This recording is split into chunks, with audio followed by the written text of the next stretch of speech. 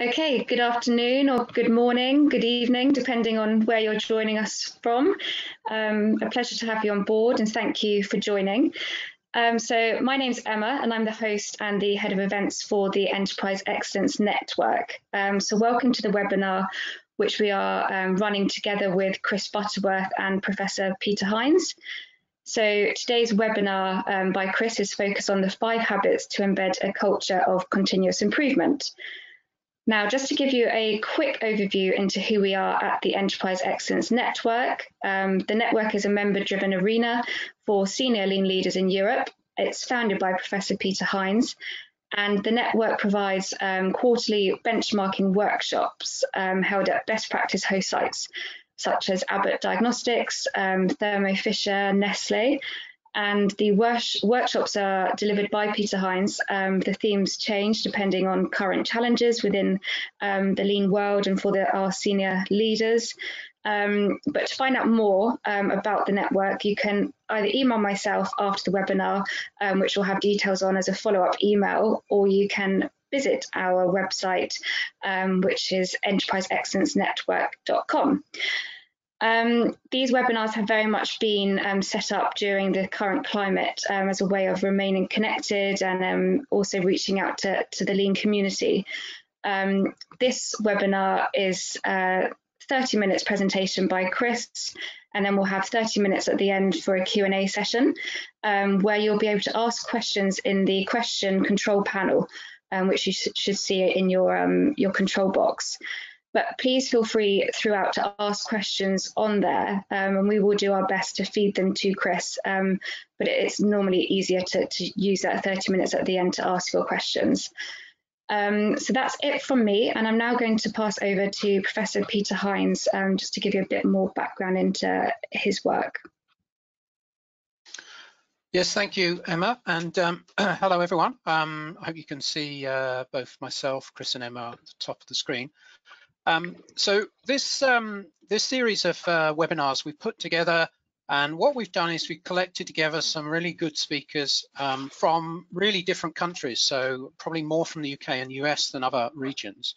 And basically all the seminars, the webinars that we're doing are Shingo Prize winning authors. So Chris and I have known each other for, well, probably about 25 years, I think it must be, something like that.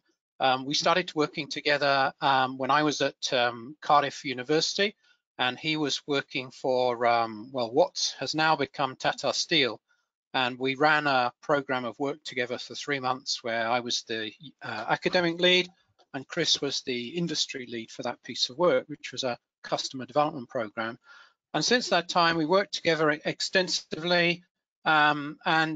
Chris actually probably has, I said I'd say something rude, I'm going to say something nice about him. So he has the accolade of, I think, being the only person that's ever won 2 Shingo publication awards at the same conference, when he won the joint publication with myself for the for our book, The Essence of Excellence, and also for the 4+1 book, which he's going to be talking about today. So on that point, I'll hand over to Chris. Thank you, Peter. And very nice to be here, everyone. So welcome. That's me. And I've spent the last 2 or 3 years scribbling away and working with Peter and other people.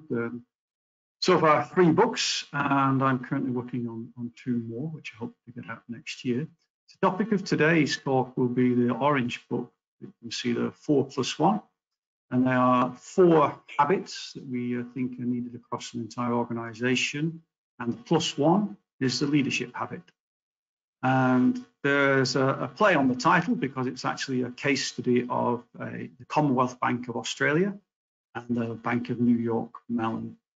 And I need to acknowledge my co-authors, which were Morgan Jones and Brent Harder, who both were working at Commonwealth Bank at the time that we wrote the book. So I'll intend to go through the book and give you just a couple of slides on the key chapters. All profits from the book actually go to children's cancer charity in Sydney. So if you want to know more, and there's a slide at the end saying where you can get the book from. It's available on Amazon as an ebook as well as. So we start in the book by talking about, well, what is a culture of continuous improvement? And what we see in many organizations is three approaches to improvement. We see very much top-down, what we call discontinuous improvement in many organizations, which is really improvement that is project-led. And we call it discontinuous because it has an endpoint. You do a project and it finishes. And this is a very common way, especially in financial services, where teams are put together, they deliver a result, and it's considered to be finished. And it's necessary, it's critical to deliver some things that way. But if that's all that we do, we only engage a small percentage of the people in the business. And people feel often that the improvement is being done to them by experts. So it disengages a large proportion of the population. We see fewer organizations doing process improvement, which is, especially in financial services, which is looking end to end from the customer's point of view. What are all the different departments that are involved in, for example, approving a loan? Often we see improvement done in isolated teams rather than across the whole process. And what we focus on in the book is the bottom-up continuous improvement. How do we get the entire workforce engaged in thinking about how to make tomorrow better than today every day? And what we conclude is that you need all three of these things to have a culture of continuous improvement. You can't just have bottom-up, just have top-down. You need all three. The one that is probably harder to do is to get this culture of continuous improvement in place. So that's the one I'm going to focus on.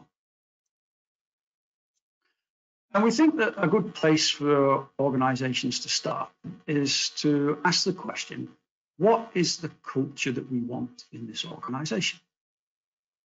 And many companies do that and deliberately set out to achieve a particular culture. Many companies don't, and then they just get the culture of different teams, multiple cultures across the business, because they're not got a specific goal in mind about what culture they want to create. So it's a really good exercise and question with the senior leaders, okay, what kind of culture do we want here? And we can make that much more tangible for people by saying, okay, well, what behaviors would demonstrate that culture? Because the only way you can really see the culture is to observe the behaviors. And then if we've come up with some top-level behaviors, we can ask the third question, which is, well, what kind of habits would we like to embed that would support those behaviors? So, for example, we might say, well, one of the key elements of our culture that we want is that everyone's actively engaged in continuous improvement every day. And could we see that? How could we see it? How could we support it? Well, there might be some habits that would allow people to be able to do that. And what we landed on in the financial service sector was visual management boards and huddles, problem solving, standard operating procedures, and the +1 habit being Embed. And that's what we've written about in the book. Now, since the book came out, several other industries have started adopting it. And for example, have added the manufacturing environment, have added 5S as a habit. And another pharmaceutical business has added yet another different habit. So we're not saying these are the only habits you should have, although I do think that the ones I'm going to show you are pretty much essential in every organization, and you can add to them. So let me talk about what the habits are and how they fit together. Now, well, perhaps before I do that, I'll explain what I mean by a habit. Now, in the book, we go into the neuroscience of habits. And one simple way to think about it is that your brain is like a jungle. And if you want to form a new pathway through a jungle, you have to use a machete and hack it away and keep hacking at it until you've got a path. Now, if you do that and then go away and neglect it, the path just overgrows again. And that's what happens with improvement. If you give people a visual management board and just tell them to use it and they use it 2 or 3 times, it's probably just going to go and fade away. So you really need to, a key element of this creating habits is to focus on, well, what are the behaviors that we want? How do we reinforce those behaviors?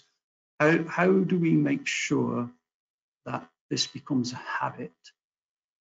And people have to do something at least 20 times before it really gets wired into the way they think. So when you're starting this, you say, okay, well, who is the customer? Now, in many key teams, that's not necessarily going to be the external customer, and it might be a conversation that they're not used to thinking about this way. But it's really critical to say, well, who is it that you provide most of your services to them? They're your customer.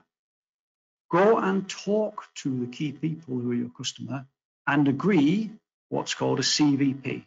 And you see that in the diagram there, which stands for a customer value proposition. And that's a joint statement of what it is that the customer really values most from your team. And that's the key input to the visual management board. Like, what do we do? Part of planning the visual management board, let's make sure we start with a customer value proposition, which tells us what are the key things we should have on the board. I'll come back to that in a minute. Then we have huddles around the board, which are meetings that take place. And the board guides those conversations. And those conversations also tell us what CI problems or opportunities we need to work on, and also then leads to updates and changes in best practice in the standard operating procedure. And the huddles can then also be used to share those new best practices. So it's a continuous improvement cycle around those habits. And they all have a purpose driven by the visual management board. So we see many activities that people do in isolation without linking them back to the customer value proposition, and then questionable value. The final habit there, the leadership habit of Gemba, is about the high-level check in the process. So how do we, the leaders, ensure that the habits and behaviors are working effectively together? So that's just the intention there, is to give you a picture of how these things work together. No habit works in isolation. And here's a picture of some people stood around a visual management board. A couple of key things here. You'll notice it's lots of handwritten information. There's a trend graph on there as well. The gentleman with a post-it note is currently positioning activities on the plan, do, check, action board, which the status of the different actions they've agreed on as a team. You'll notice also on the meeting norms, it's all written in pen, and there's some additional ones being put in as they've agreed them. What that tells you is this is something that is owned by the team. If I see a visual management board that's just full of graphs that someone in the back office is producing, the chances are that is a communication board, not a visual management board. So our latest thinking is that actually visual management boards and huddles need to be seen as one combined habit, because one without the other isn't much use. A visual management board without a huddle is just wallpaper, and a huddle without visual management board risks just becoming a generalized conversation without any real focus. So we need both. And couple of key tips on this would be that they have to link to the customer value proposition. A really good practice would be to have that customer value proposition statement on top of the visual management board. So the purpose of the team is really clear. And they can use that to check, are we having the right conversations? For example, when we look at measures that matter, the measures on there should matter to the customer. That would be a good check. But they also should matter to the team. So while the measures that matter to the customer might be key performance indicators, they will also matter to the team, but as well as those, the team would benefit from some key behavioral indicators, some KBIs. So perhaps I'll just give you one example of a team that is using a KBI that also links back to the customer. What the team does is once a week, they invite one of their internal customers to the huddle and ask them to observe it. And at the end of the meeting, they will say, did we talk about the things that are important to you as our customer in this meeting? Yes or no? And then they just give themselves a high smiley face or unsmiley face if the answer is no. Either way, whatever the answer is, the next question is, can you tell us what it was that you really liked? Or can you tell us what it was that you'd like us to speak more about? Now, that does a couple of things. It involves the customer. It makes sure that you're talking about the right thing. And it's a behavioral measure for the team. Are we behaving in such a way that we're thinking about the customer in our conversations? And there's lots of other examples of KBIs in the book. The next piece is we call plan, do, check, act, problem solving. So when we look at the visual, I'll just go back one. I wanted to just make a point about this in today's environment, because we've got a bunch of people there that would be illegal under lockdown regulations at the moment. And one of the things I often get asked is, will this work in remote working? Will it work when we can't stand around the board? And the answer is absolutely. So many of the teams at Commonwealth Bank, for example, have people located in different parts of the country, virtual teams. They come together and have virtual network meetings even before the coronavirus regulations are in place. And it's very feasible to do that. It's about making sure you've got the appropriate tool for the team. So you can have an electronic visual management board. It's not the tool that's important, it's how you use it that's important. So as long as you're able to encourage the right conversation, the things that you're talking about are linked to the customer value proposition, and you've got appropriate KBIs, you don't need to be all in the same room physically. You might have things that can be agreed quickly and worked on. You might have other things that you spot that there's an issue with them on the trend. So you say, okay, well, we need to do some problem solving. So in the more advanced teams, what they will do is have a template. Often, actually next to the visual management board, they might have a fishbone template, certainly have a 5 whys template. And they will do this on a regular basis, often several times a week. And they'll say, okay, we need to analyze this problem in more detail. We need to understand what the root cause of why that has happened, and then fix it. And that's the kind of thing that you'll see on the Plan, Do, Check, Act section on that previous slide. Okay, our plan is we'll do the problem solving session and get some actions out of it. Then we'll do them, we'll check if they worked or not.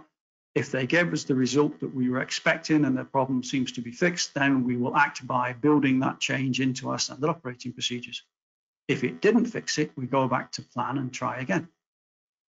And this is about getting into the habit of thinking about improvement all the time. How do we do it, but in a structured way?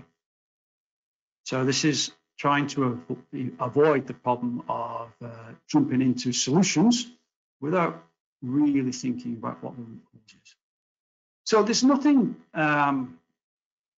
surprising in these tools. It's not the tools itself that's important in this.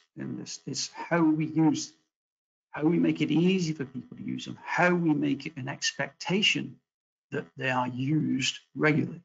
So, for example, team leaders and managers need to be able to coach their teams in what a good 5 whys looks like, what a good fishbone sessions, problem-solving session looks like, and people need to be very comfortable and use them on a regular basis.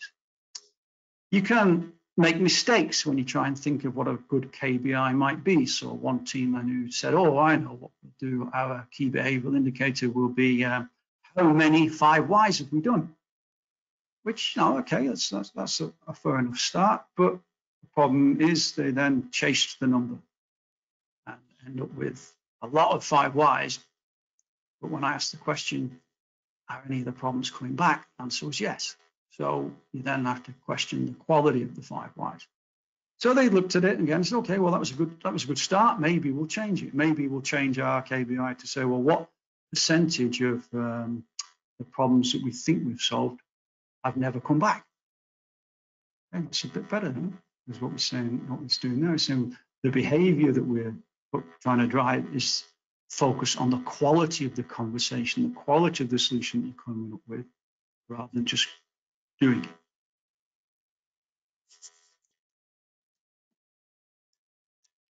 So here's a little survey, a little poll we thought would be useful to do. So in the book, for each of the habits, we have a maturity table, because we think it's quite difficult for people to go from 0 to advanced overnight. And that's actually quite dangerous, because people need to go through the learning to embed it as a habit. If you just give them level 5 tomorrow, they'll miss out on lots of the learning. They won't have understood how you've got there, and it will not embed. So here we have 3 levels, what we call basic. So nothing's happening at all in terms of continuous improvement and problem solving at a team level. Continuous improvements triggered, but usually kind of on a suggestion scheme, and often people think that it makes a suggestion for someone else to do. Level 3 could be, yeah, well, there's quite a few ideas and activities occurring, but it's not easy to see whether they're the right things. Are they clearly linked to the customer value proposition? Are they clearly linked to the business goals? And they tend to be done by, for example, brainstorming rather than using a structured tool.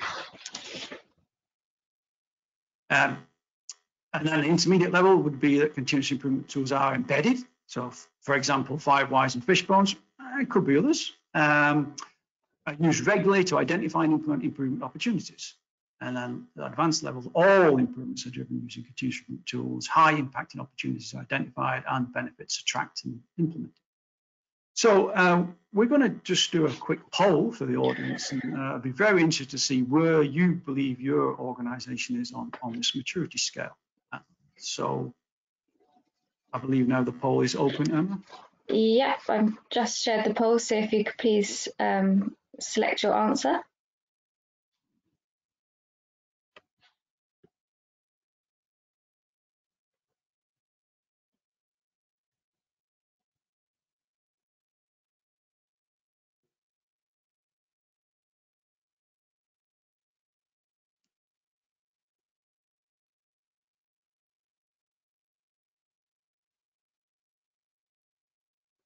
Okay, Chris, so we're just waiting for the last few to come in.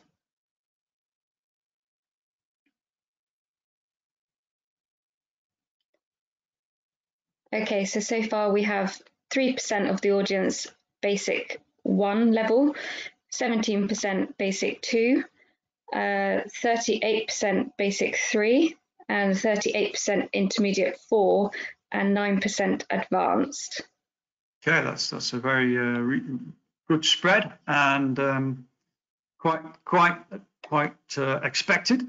The whole range of different levels, and 10% advanced would be what we kind of expect in a random poll. It's difficult to get to that level. One of the things that we hope people can use these maturity tables to do is to say, okay, well, what should I do next? So, I've encouraged people that are at 1 or 2, don't try and go to level 5 tomorrow. Okay, just kind of progress through these maturity levels and embed them by getting teams to think about customer value propositions and the relevant key behavioral indicators.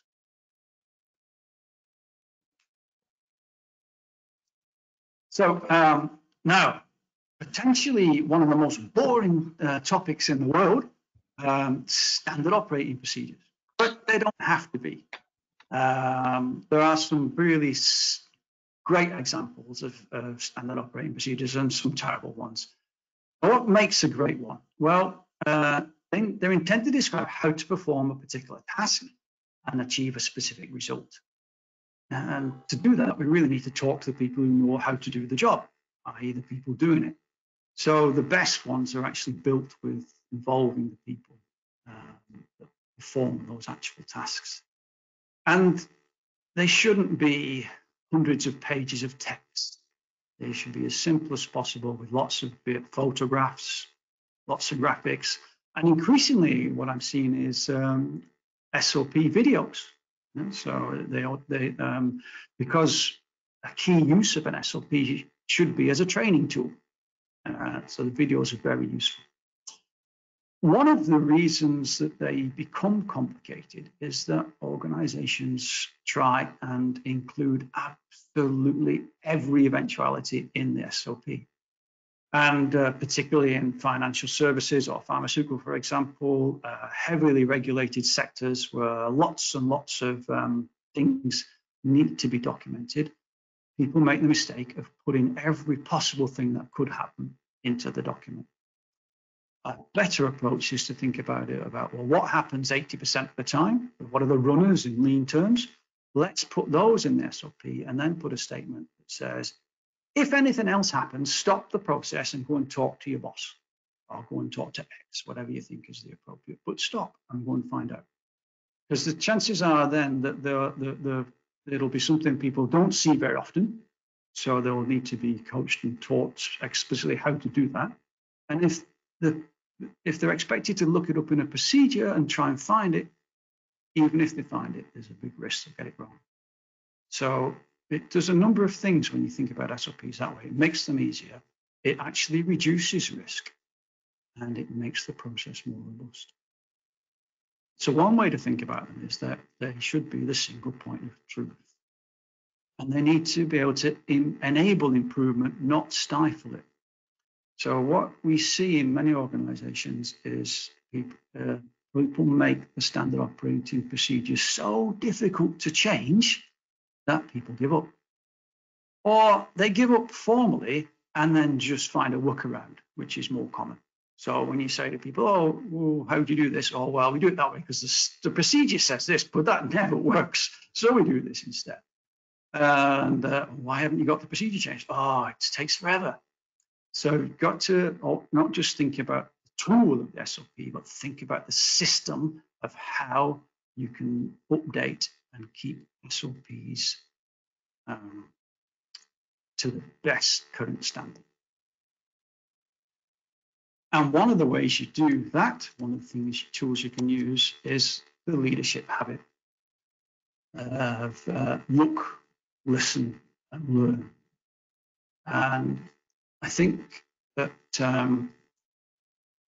it's important to use those words rather than just keep repeating the word Gemba or Gemba walk.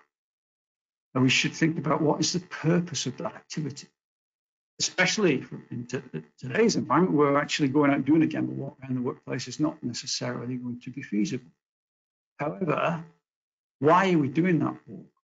Well, we're doing it to understand, look, listen, and learn. We're saying, well, are the principles that support our behaviors understood? Do people use the right tools? Do they understand how the tools fit into the overall system? So do they, if we go back to the standard operating procedure, do they know where to find the standard operating procedures? Do they know how to use them? More importantly, do they know how to update it when they find an improvement? And does the system make it easy for them to do that or not? So good practice is all about asking questions, you know, what, when, where, how does that happen? And the different questions would be relevant to, am I looking at the system or am I looking at a tool here?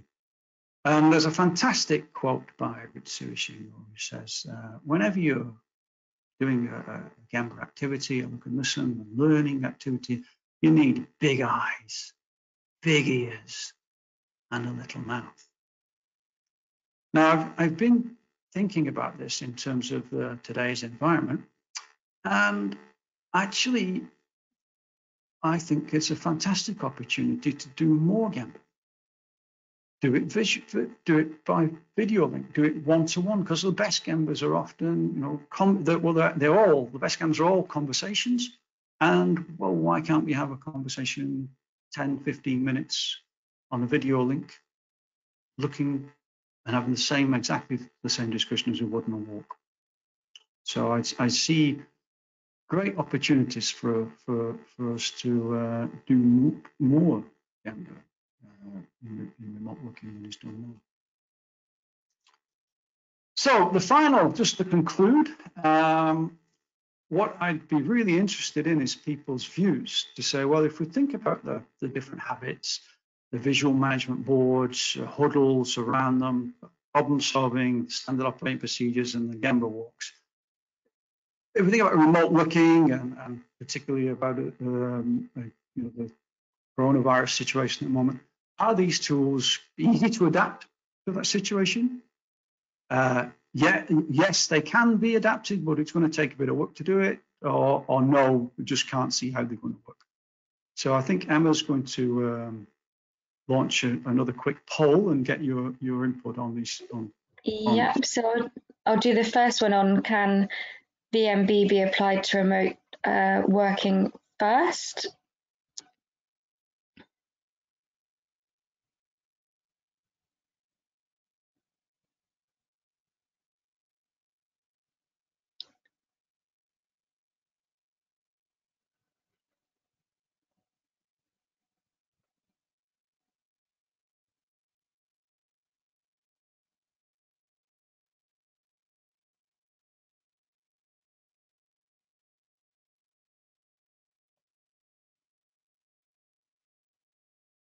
Okay, so for that, Chris, we had 44% yes, easy to adapt, 56% yes, but needs some work, and 3% no.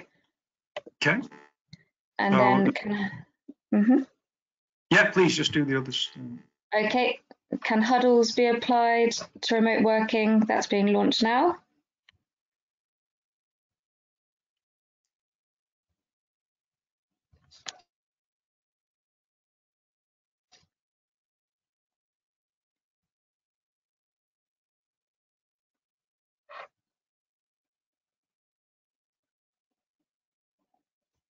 Okay, so for that we have 55% yes, easy to adapt, 45% yes, but needs some work, and 0% for no.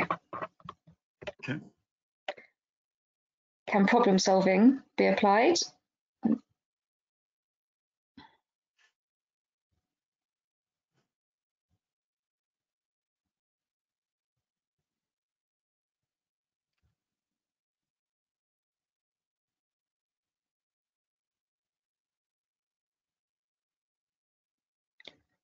Okay, so we have 48% yes, 48% yes, but needs some work, and 3% no.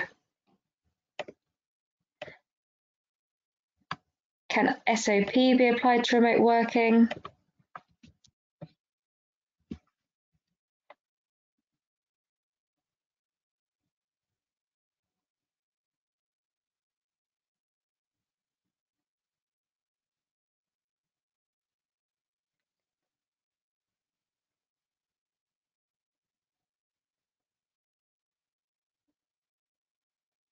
Okay, so we have 53% yes, easy to adapt, 42% yes, but needs some work, and 3% no.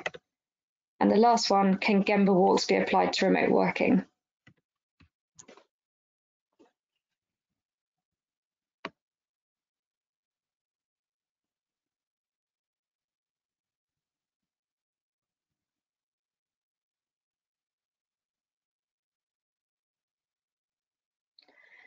So interestingly, for that, we have 3% yes, easy to adapt, 58% yes, but needs some work, and 41% no.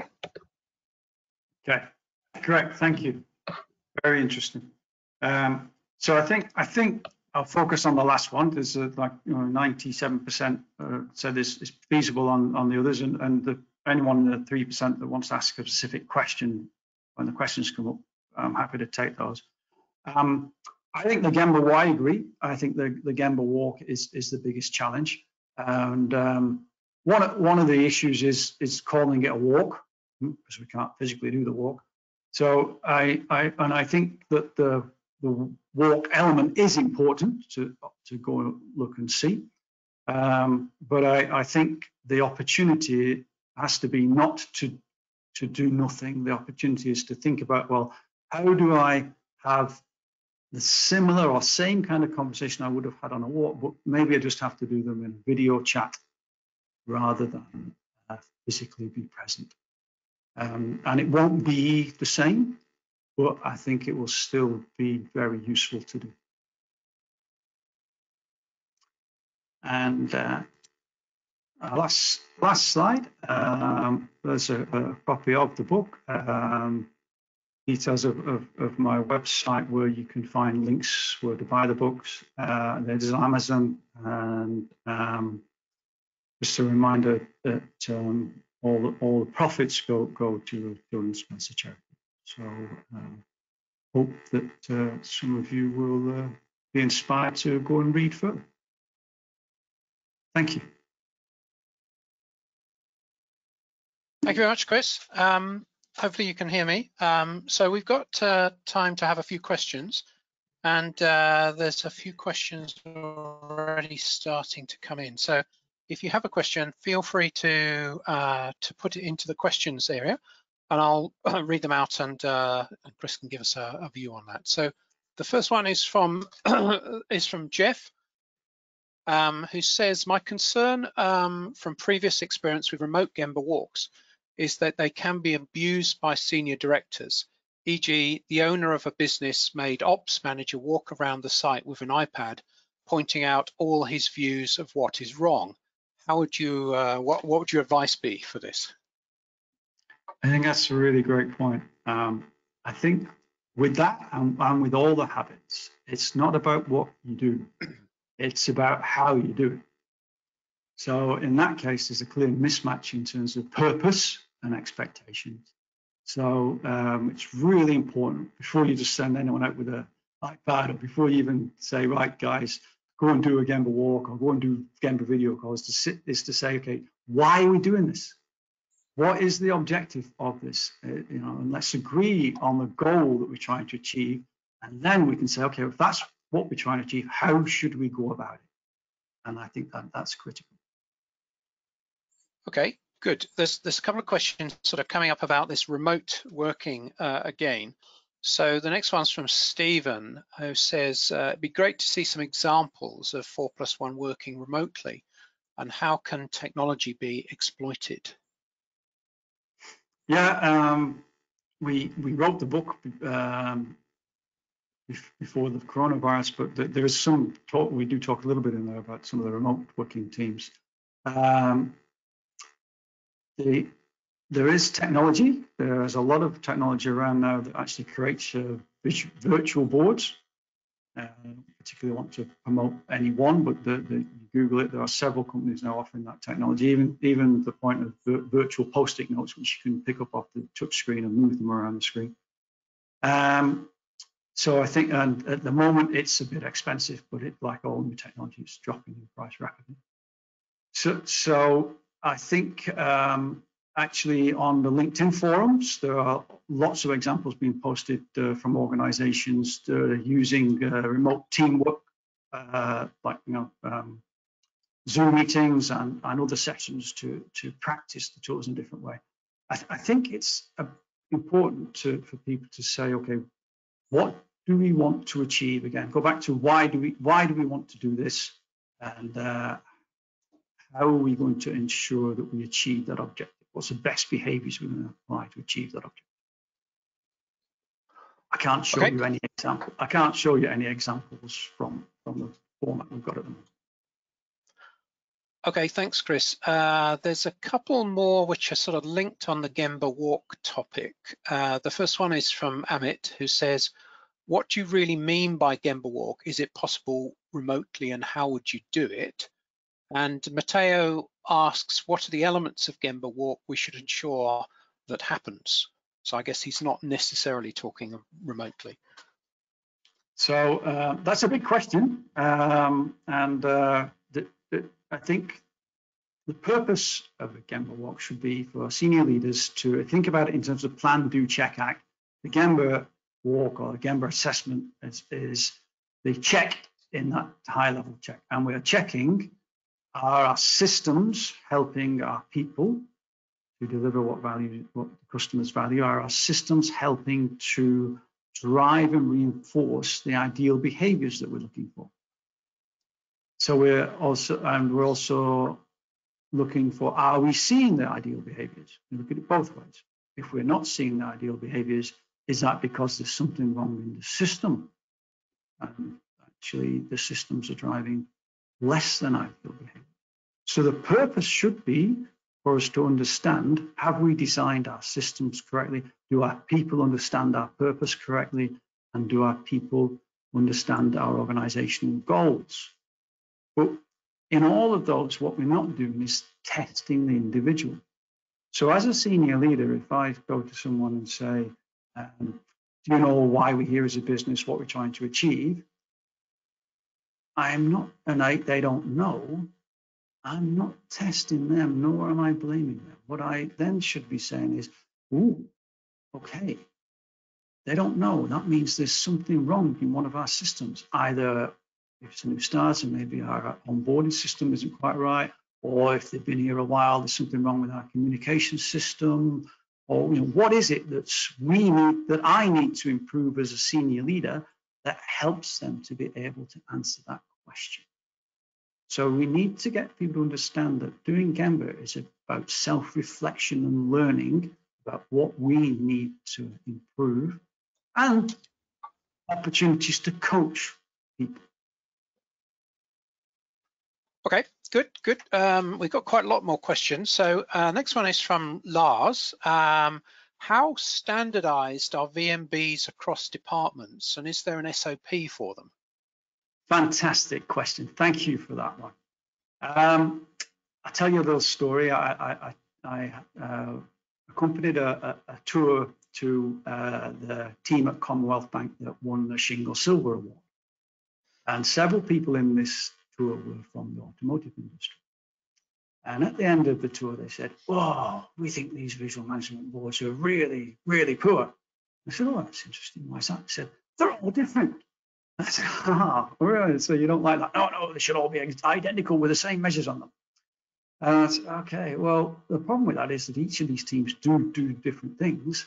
And what is more important is that we've set a standard. So there is a standard, but the standard has 5 simple requirements on it, and then of what's required, and then we leave it up to the teams to determine the how. So, for example, every board has to have a customer value proposition statement. Every board has to be able to demonstrate that the measures are linked to the customer value proposition. Every board should have some KPIs on it. Every board should have a plan, do, check, act. Action management. Now, do I then need to specify in detail how every board should look and how every team should do those things? Well, I could, but the high likelihood is that I would lose engagement. It would be top-down driven and it would become the boss's board. So my biggest tip is to think about what are 3, 4 key things that you give people as the standard, and then let them be creative. Let them own the boards themselves. And the other principle that I had on there was 1, 3, 10.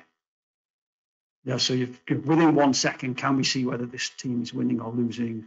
Within 3 seconds, what's the trend on what they're not winning on? And within 10 seconds, can we see a clear action against it? But again, that might look different on every board. Sorry, Peter. You were going to say something. I was going to say I agree with the thought about all the boards are the same or they need to be owned locally, and I always feel there's a balance between standardization and engagement. And like Chris, I favour the engagement side rather than the standardization. And I've been around many automotive sites in particular where every board measures exactly the same QC, DDM or whatever measures like that. And sometimes I wonder, well, what are the measures actually there for? Are they there for the senior manager's need of control of data, which is actually often quite meaningless? So an average OEE number for the whole site, what does that actually mean? Rather than the measures are there because there are things that are important for the customers of the team, and actually the team themselves, which is again what Chris is saying. And I very much favour that, you know, they're there to drive the improvement for the team there, rather than roll up to some meaningless spreadsheet somewhere. Yeah, very much. Anyway, so Chris, it's our old friend Egbert here from Holland. Oh, hello Egbert, I'm glad you could join us. Who's asking about who should be leading the huddles at the VMB? Another really good question. It's a maturity thing, and that often it starts with the manager of the team or the team leader. But the objective should be to quickly move from that, to build up people's confidence so people can take turns at running it. One of the things I ask when I'm checking on the maturity of these things, I say to people, well, what happens if the boss is on holiday? You know, and the answer ranges from, oh, we don't bother having the meeting because we can get on with our job, or, oh, well, someone else just steps in, or, oh, we have a fixed rota where someone different does it every day. Some teams I've seen work quite well. Different people might own different aspects of the board, for example. So you might not just have one person leading the meeting, you might have two or three.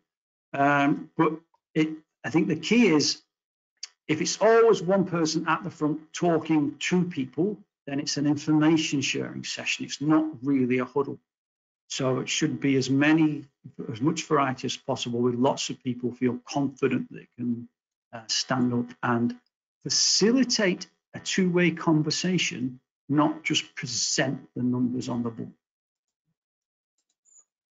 Okay, we're on a roll with Egbert, so let's take another of his questions. He's obviously quite fertile today. So how do you share the outcomes of the huddle in a multi-site company? So several, I think there isn't one thing you would do. So some examples. One organization I know has the time of every huddle displayed on top of the visual management board, time and days. It was not every day. And the idea there is that everyone knows when that huddle's going to take place and can make sure they're there if they're interested in what that team's got to talk about. So you can get that sharing that way. You can make it a bit more formalized by ensuring that people are invited to your huddles who you would like to come, and also encourage people to be to come along. So you can invite them, but also encourage people to say, "Oh, we'd love you to come and have a look around and sit on one of the huddles," or also ask to go and look at other huddles. So one organisation I know might uses kind of KBI around, well, how many of our team members go and visit other huddles voluntarily, and so you try and encourage people to share and learn from each other. So I think the other thing I've seen is people will take photographs of the team or the board or key parts of the board at the end of the discussion, and then email out to other teams that might be interested or team members that couldn't be there. So they're just a few different things that I've seen. Okay, good. So another question from Lars here. Do you encourage the use of the maturity model for goal setting, for instance, moving from level 2 to 3 this year? You can. You just have to be careful how you do it. So it's a bit like when organizations say, oh, we want to go for a Shingo prize, the first question I'll always ask is why? Because if you're going for a prize because you want a prize, that's going to drive the wrong behavior. So if you're going to go to level 3 because you want a tick in the box, then you've got to make sure that there's a good reason for doing it.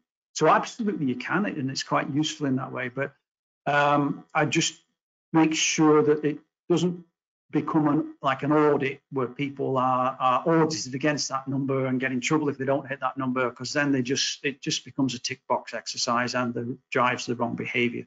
So always, if you're going to do that, make sure that you're very clear on the behaviors that are also required at that level.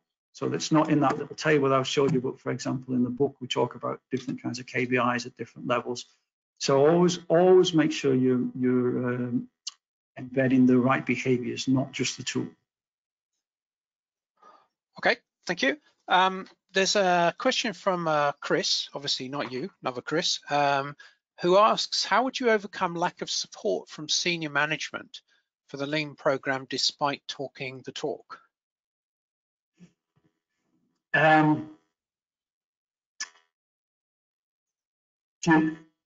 The biggest reason that I've found that senior managers don't give the support you'd expect is that there's a lack of understanding about what the benefits are to the business. So I think the two perspectives of what is it the customer values, how does this help us to achieve our strategic goals, need to be really explicit, and lots of conversations around that. Senior managers, frankly, are not interested in the tools. No, I don't really care about the tools. What I care about is the results that they are going to give me. If those habits are going to help me to achieve our business goals and service our customer better, then great. So that's the conversation that needs to be had, is how do we connect the use of improvement to the business goals and demonstrate they're going to help us to achieve those goals faster and more effectively. And then there's more chance of getting the senior leaders on board. And the other aspect to that is actually about getting senior leaders to understand what the number one job is. And the number one job is to manage the culture in the organization, because you can't win outside unless you're first winning inside. So what's the culture that we require? And that's your job, guys. You need to set the expectations of the culture and behaviors and help that to be embedded across the business. Because by doing that, you will then get the results. So it's a confronting conversation sometimes, but most people will get that eventually. Okay, good, thank you. Right, slightly longer question from Christina here. So what is the balance between top-down and bottom-up CI approaches? So she goes on to say that they used to have much more the DI approach, and she found that the shop floor was disconnected. And 3 years ago, they moved to more of a bottom-up CI approach, and she found that the top leaders became disconnected. So what would you do? Where would you start? Top-down, bottom-up? What are your thoughts on that? Great question. And the answer is you got to do both.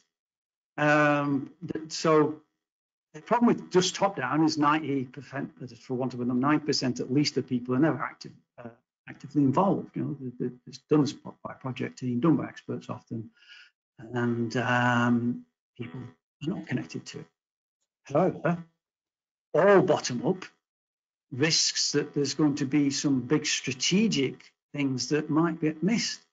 Some things need to be driven from the top as a business-wide program, for example, or a big end-to-end project change. So I think one thing I would do is actually have the conversation with the senior leaders about, hey guys, look, there is continuous improvement bottom-up, there is top-down discontinuous improvement, and there's process improvement, and we need all three. And you know, think about it in terms of the balance. Think about how many people are involved. So most of the organization should be involved in CI. But we might only have less than 10 major DI projects, but they're going to give some big results, involve less people, but are still critical.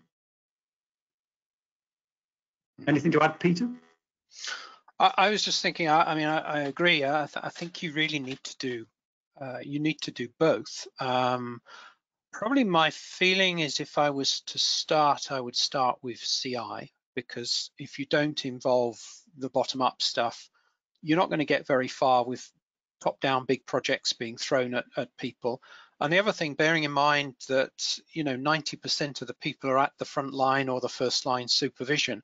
And hence, if you only do top-down stuff, you're only going to scratch the surface of what the opportunities are. But there's no reason you can't do CI and DI at each tier level.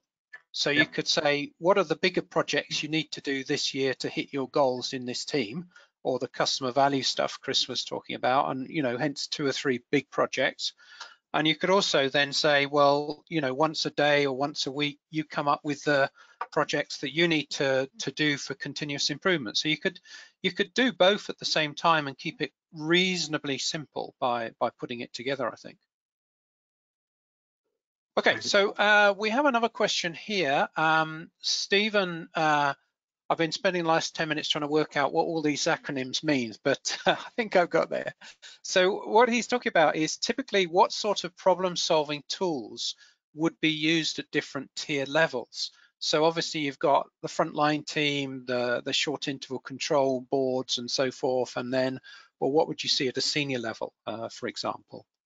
Would it be the same or different, or? Yeah. I think my personal opinion is that if you can't go far wrong with 5 whys and fishbones as a core tool for the business, and people believe that often for many people, what's important to the boss is important to them. So if your boss is not asking you about the 5 whys or asking you about the fishbones, then not really that bothered about them, are they? I won't do them. So I actually think they need to lead by example and use those same tools as appropriate. But that might not be enough at a senior level. There might be some strategic analysis tools that are needed. There's going to definitely be a need for, in some of the discontinuous projects, to use some specialist Six Sigma tools, for example. So I think the start point is to always say, what is the problem we're trying to solve? What's the most appropriate tool to use for this problem? I often see heavy statistics applied to what could be quite simple problems, and also stuff that should have some really good, robust statistical analysis done against it, not having that level of detail. So always, I think, start with what is a clear problem definition, and then decide on the appropriate tool. Okay, we've got, I think, 4 more questions. Perhaps we'll cap it at that in terms of, or we've sneaked a 5th one in. So we'll take these 5, and there's a 6th. We'll see how far we go. I don't want to go over too far, but so the next one was, how important is the role of the site leader or director in the Gemba walk to assure its effectiveness? I think it's critical that the site leaders are visible and that they lead by example. But if it's all about the site leader, that's a big issue. So it should, a key goal should be that every leader and manager is doing Gemba, not just the site leader. It has less credibility if the site leaders don't do it. So they need to demonstrate that activity, but it can't be only them doing it. Okay, good. So Helen asks, how do you train old-style managers to do this, to follow these habits? An old-style manager, right? So actually, me and you, Peter. Yeah, probably, yes. Yeah, we just talk about it, Chris. Yeah. So they, I think for any of these things, it's about, well, what's in it for me as an individual. If we just say to people, oh, you need to do this now because this is a new way of working, you're going to get rejection. So why should I change the way that I'm doing things? And the only way that is just a really good conversation is required about, well, what benefits would you get from using these? And that might mean a conversation with more than one person. There's that manager talking to their peers and listening to what their peers are saying. And what we found is, if it might take a while, a little step at a time, but often people who are the biggest resistors at the start become your biggest advocates once it really clicks. So I always say, don't give up too soon. Try and get those people to see it, and they will become your champion. And you can also perhaps look for who's an influencer of that person. do a bit of stakeholder analysis. Who do they respect? And can that person help you to help them? Yeah. Okay, there's a couple that we could probably take together. So one of those is from Shripad, and he's asking about how do you keep people motivated during Gemba walks? That his observation is quite often they're sort of negative, or you're not doing this type points that are made. And Nigel is also looking at the sort of more change management side. How do you incorporate that? So I suppose these are all sort of, how do you turn it into a more positive environment rather than a dictatorial style? Yeah.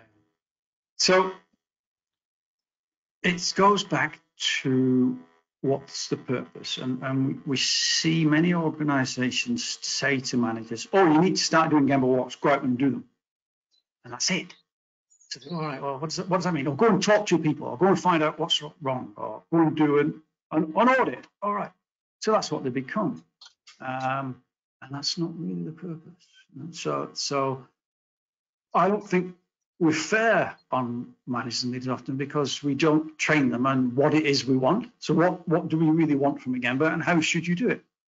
So in the book that Pete and myself wrote, with one of the case studies in there, the company has gone through 5 levels of improving how they do Gemba walks, and they keep improving it all the time, and the leaders review how they do them. So I think key is to be clear on the purpose, and the purpose is to learn and to coach, not to audit and catch out. And managers find that hard, so you've got to practice it. So for it to become a good habit, what they need to do is, after they've done one, so whenever I'm teaching people how to do Gemba, when they do one, I get them to come back, sit down together and review the walk from 2 perspectives. It's like, did you achieve your purpose with that walk? Did you find out what you were trying to find out? Okay.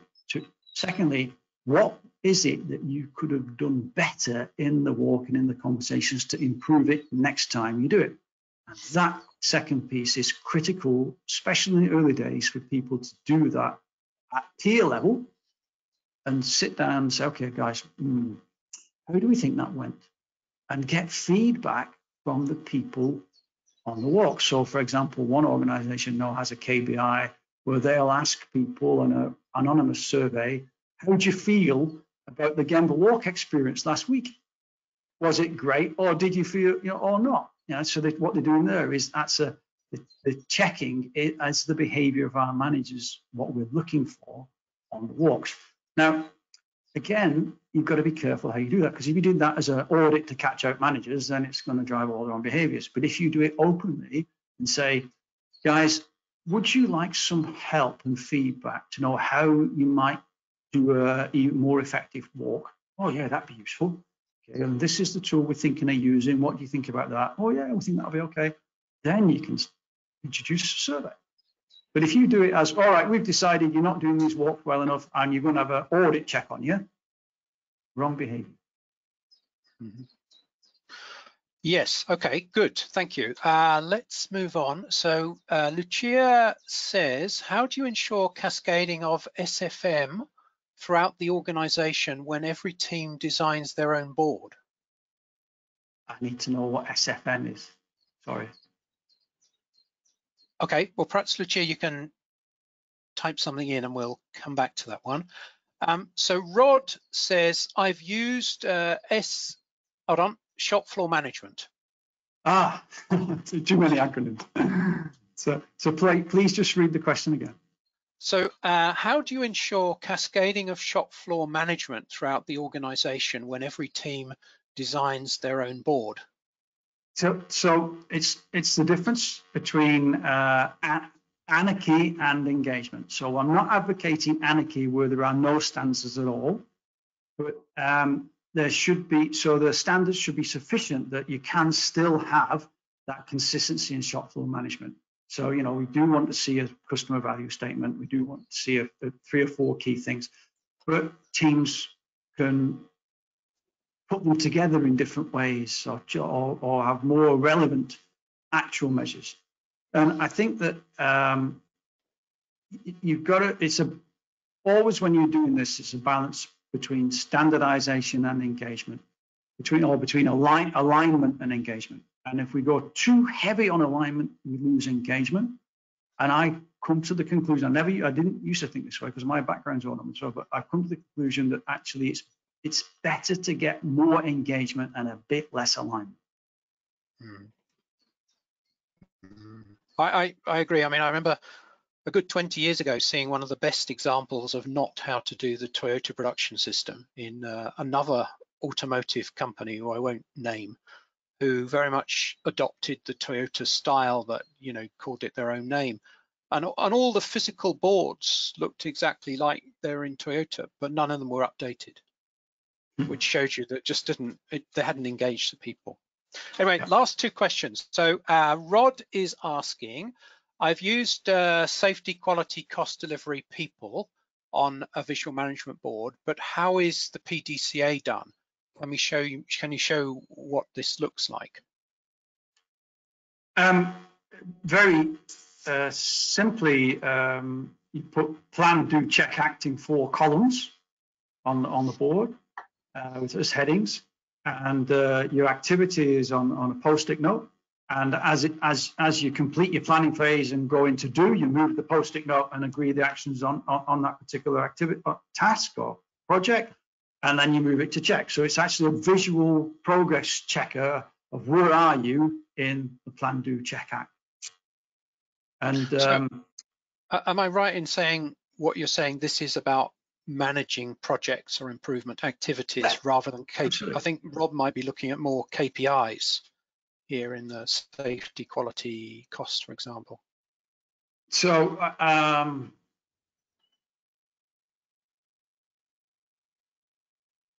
how do you apply plan, do, check, act to safety, quality, cost, and delivery?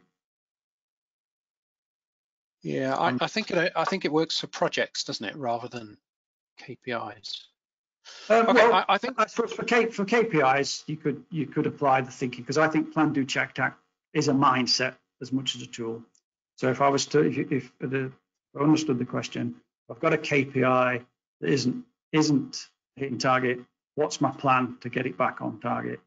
Do the actions. Check. Did my plan get it back on target? If yes, do more. Carry on doing it. If no, go back to plan and try something else. Okay, I think we've got to the answer. So Rod said we've done it. So let's move on. Okay. So let's take the final question is again from Christina. So what if you've got inconsistent leaders? So for instance, they started with lean and then they maybe chased the next thing, which was agility, and are they the same? Yeah. Are they different? How do they fit together? Is it complementary? So maybe a very open question to finish us off today.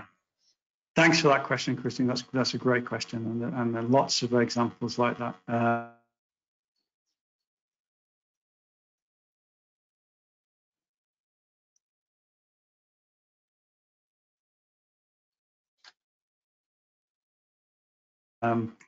You get initiative fatigue.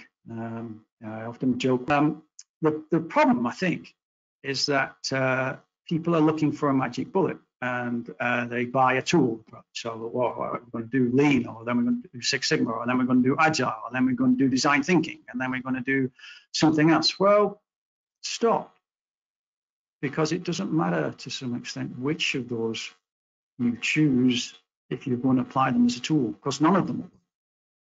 What you've got to stand back and say is, what's the culture we're trying to create here? What are the behaviors that we want? Which of those tools, or more like a combination of those different tools, will help us to deliver what we're trying to achieve? So if the start point is wrong, is the biggest issue. When people say, should I do lean, or should I do Six Sigma, or should I do anything else? The answer is, well, no. Do all of them or don't do any of them. Stand back and say, well, what is it we're trying to achieve as an organization? What is the culture that we want? And come at it from that perspective. Good. Okay. Thank you very much, Chris. We've gone over by 10 minutes, so hopefully looks like most of you have been able to stay with us. So I think we're going to wrap it up there. So thank you very much, Chris, for attending and sharing all your thoughts and answering some interesting questions there. So I think we'll just hand over to Emma to wrap us up for the day. Yes, thank you very much, Chris. Excellent webinar, and thank you for your time. And also thank you to everyone who's attended. I hope it's given you lots of food for thought and some great questions. Just a final point to say that we will add the webinar recording onto our website, enterpriseexcellencenetwork.com, where you can view it again or share it with those in your organisation who may have not been able to attend. And we are having more webinars upcoming, which again you can view through our website, but we'll also be publishing those through LinkedIn. So yes, stay safe everyone and healthy, and thank you. Thank you. I'm now just going to do a final poll, sorry, when now just so you can rate the webinar for us, if you wouldn't mind, and then afterwards I'll close the webinar so you'll be disconnected.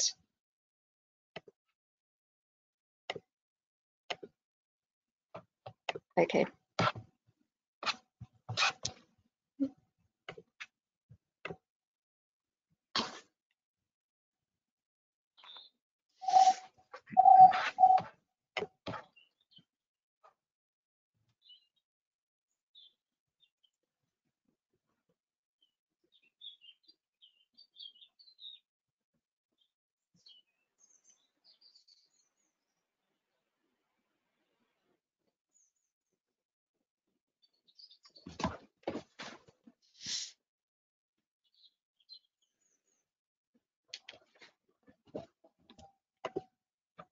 Okay, thank you everybody. Bye-bye.